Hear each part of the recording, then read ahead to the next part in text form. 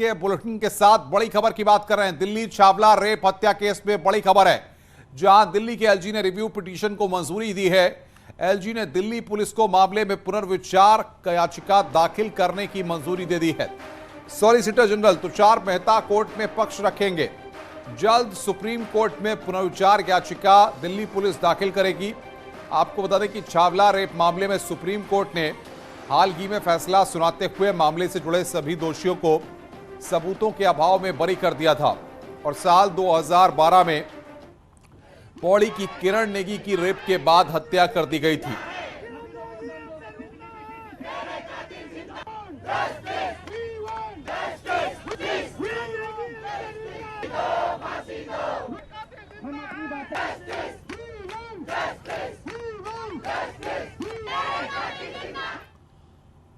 और सीधे हम रुक करते हैं हमारी रिपोर्टर फराह खान का, जिनके साथ किरण नेगी के माता पिता न्यूज 18 पर एक्सक्लूसिव इस वक्त बातचीत करने के लिए जुड़ रहे हैं।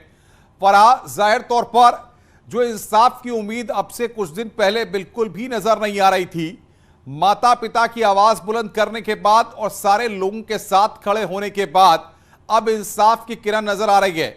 क्या कहेंगे माता पिता?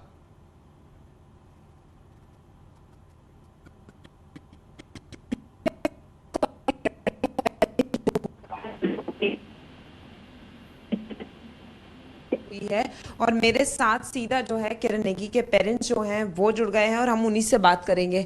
आज जिस तरीके से ये कहा गया है और दिल्ली के उपराज्यपाल ने मंजूरी दी है, आप लोग चाह रहे थे कि पुनर्वाचिका आप जो है दायर करें और उसको मंजूरी मिल गई है, कैसे देख रहे हैं? एक राहत की उम्मीद जो है वो सामने आई है?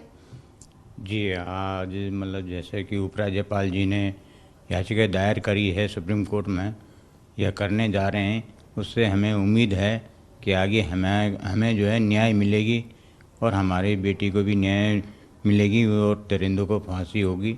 और ये एक किरण नेगी का सवाल नहीं है, पूरे देश का सवाल है कि जिस तरह से ये 7 नवंबर को डिसीजन सुप्रीम कोर्ट का आया था, उसमें तो पूरा देश हिल गया है। और ये जो है कि ये दरिंदे इस लायक नहीं है कि जो ये छोड़ दिए जाएं या इनकी सज़ा माफ़ कर दिया जाए। इन्होंने जो किया है उनको उसकी करे हुए की सज़ा ज़रूर मिलना चाहिए। अच्छा, संघर्ष आप लोगों का 10 सालों से चलता आ रहा है, लेकिन जब सुप्रीम कोर्ट का फैसला आया तो उसके बाद से एक नई लड़ाई शुरू हुई। आप लोग रोड पर आए, आपने अपनी आवाज़ को बुलंद किया और आपने ये प्रयास किया कि आप फिर से जो है इस बात के लिए लड़ेंगे ताकि आपकी बेटी को न्याय मिले। तो आप उस कड़ी में आपके साथ लोग भी जुड़ रहे हैं, आपको मुख्यमंत्री जी का भी आश्वासन मिला है। कैसे देख रहे हैं कि सबका साथ है तो हिम्मत बनती नजर आ रही है? जी, लड़ाई तो लड़ते लड़ते मतलब 10 साल गुजर गए, बाकी जनता का सपोर्ट नहीं होता तो लड़ाई भी नहीं लड़ी जाती है। अकेले लड़ाई नहीं लड़ी, इतना बड़ा संघर्ष करना जो है अकेले का बस की नहीं है।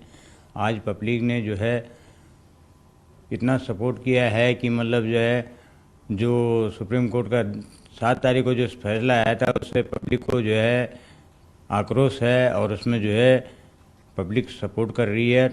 ये जो है कि हमें उम्मीद है कि न्याय मिलेगी हमें। जब मैं आपसे पहले मिली थी आपकी आंखें नम थी और आप कह रही थी कि मुझे एक इंसाफ की उम्मीद थी जो इस फैसले के बाद नहीं मिली। आज आपने जो देखा कि आपने सुना होगा तो कैसा लगा? थोड़ी राहत मिली है कि अब पुनर्याचिका जो है वो दायर होगी तो थोड़ी तो राहत आपको मिली है? हाँ जी, उस दिन तो बहुत टूट गए थे, पर उपराज्यपाल जी का हम बहुत बहुत धन्यवाद करते कि उन्होंने हमारे पुनर्याचिका पर विचार किया और वो आगे मतलब विचार विमर्श कर रहे हैं। तो उसमें थोड़ा हमें उम्मीद मिल गई। अब तो थोड़ा आंखों में ये है कि थोड़ा चमकता आएगा कि चलो इंसाफ मिल जाएगा मेरी लड़की को भी। वो भी मतलब 9-10 साल से भटक रही है, तो ऐसे दरिंदों को मतलब बाहर भी नहीं आना चाहिए। आज तो हमारे साथ है तो पूरे हिंदुस्तान के नाक पर धब्बा है, वैसे ये हमारे लिए नहीं है। तो इसलिए हम जनता का भी बहुत बहुत धन्यवाद करते हैं जिन्होंने हमारा साथ दिया। आप लोगों का भी, सभी का, मतलब कि आप लोगों ने इस केस में ध्यान दिया कि देखा एक पीड़ित परिवार कैसे किस हालत में है, कि उन लड़कों ने मतलब लड़की के साथ क्या किया क्या नहीं किया वो तो उन्हीं के आत्मा जाने। पर फिर भी आपने तो देखा होगा, सुना होगा, तो उसके हिसाब से तो आप लोगों को बहुत बहुत धन्यवाद कि जो आप लोग हमारा साथ दे रहे हैं, उनको आगे फांसी तक पहुंचा रहे हैं। इसी में हमें संतोष मिलेगा जब उनको सजा होगी और हमें न्याय मिलेगा। कल आप उत्तराखंड के मुख्यमंत्री से मिली, उन्होंने आपको आश्वासन दिया और उन्होंने कहा पूरा उत्तराखंड आपके साथ है, तो इसको आप कैसे देखा और आपको लगा कि हाँ अब थोड़ा न्याय मिल सकता है, क्योंकि कहीं ना कहीं विश्वास जो है वो डगमगाया है? दिया था, उन्होंने भी उस आश्वासन दिया कि हम तुम्हारे साथ है, जो हमसे बन पड़ेगा हम करेंगे। फिर उत्तराखंड के भी सारे कह रहे हमारे साथ है, तो हमें पूरा मतलब हिंदुस्तान का सपोर्ट चाहिए कि सब एक हो और मतलब सब बेटे को न्याय दिलाओ, एक हमें ही नहीं, मतलब हजारों बेटियां हैं, हजारों माँ बाप ऐसे हमारे जैसे, तो सब बेटियों को न्याय मिलना चाहिए। हमारे तो औलादे गई, बहुत बहुत पर शुक्रिया जो है आपका। उनके लिए माँ बाप न्यूज़ 18 पर लाइव थे, जिनसे हमने जाना तमाम चीजों को। फराह हमारी संवाददाता वहां पर बातचीत कर रही हैं। आगे भी हम आपको सुनवाएंगे कि किस तरीके से वो तमाम बातों को अपने रख रहे हैं।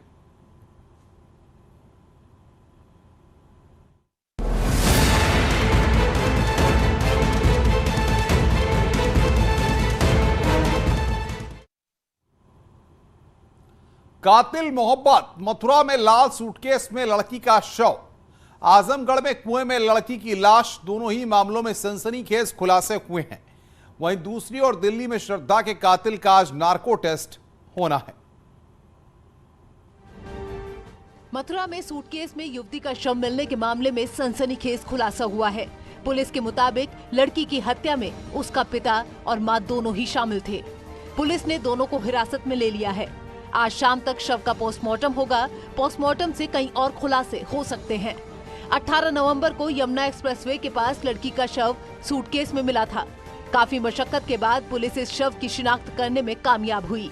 शव आरुषि यादव नाम की लड़की का है, जो दिल्ली की रहने वाली है। जांच के दौरान पुलिस को लड़की के पिता पर शक हुआ और फिर मामले का खुलासा हो गया। रायाकट के पास एक युवती का रेड बैग में, ट्रॉली बैग में डेड बॉडी मिली थी, जिसकी शिनाख्त के लिए हमारी पुलिस की कई टीमें लगी हुई थी। आज हम लोगों को सूचना मिली और उसके परिवार के, उसकी मां और उसके भाई आए हैं। उन्होंने उसकी पहचान की है। ये लोग बदरपुर थाना क्षेत्र दिल्ली के रहने वाले हैं। वहीं दूसरी तरफ आजमगढ़ में पुलिस ने मुठभेड़ के बाद लड़की के हत्या के आरोपी को गिरफ्तार किया है। लड़की का शव पिछले दिनों एक कुएं में मिला था, जिसके कई टुकड़े किए गए थे।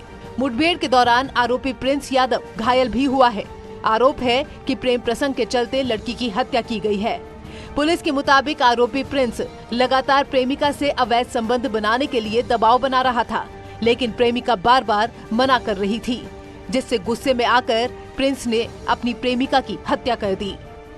अहरोला थाना क्षेत्र में 15 नवंबर को कुएं में टुकड़ों में युवती का शव मिला था। श्रद्धा मर्डर केस में रोज नए खुलासे सामने आ रहे हैं। रिपोर्ट्स के मुताबिक दिल्ली पुलिस को आफताब ने बताया है कि उसने श्रद्धा का सर दिल्ली के एक तालाब में फेंका है। इसके बाद दिल्ली पुलिस रविवार शाम छतरपुर जिले के मैदानगढ़ी पहुंची और यहां मौजूद एक तालाब खाली करा रही है। गोताखोरों को भी बुलाया गया है। स्थानीय लोगों का कहना है कि पुलिस कुछ देर पहले आफताब को लेकर यहां आई थी। उसने कबूल किया है कि श्रद्धा के सर को इसी तालाब में फेंका था।